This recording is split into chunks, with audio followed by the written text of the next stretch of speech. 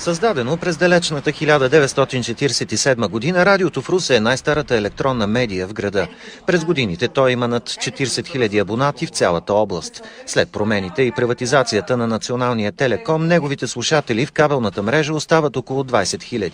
Така радиото продължава да се слуша в цялата община и да е най-голямата регионална радиостанция. За 66-годишното му съществуване през него са минали десетки журналисти, а гости са били политици, дейци на културата, обикновени хора.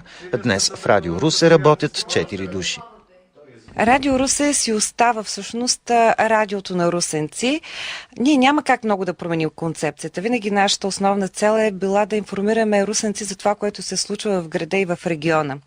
Новото обаче, което се промени, е, че като всички медии ни погледнахме и към новите технологии. От 3 години имаме програма и в интернет, 24-часова програма. Съвсем скоро там ще, освен музика и реклами, ще стартират и рубрики.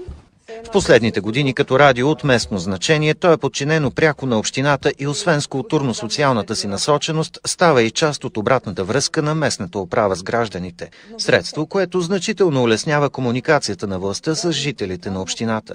Така, въпреки превратностите на времената, то успява да запази регионалното си звучене и да говори с езика на града и хората, които живеят в него.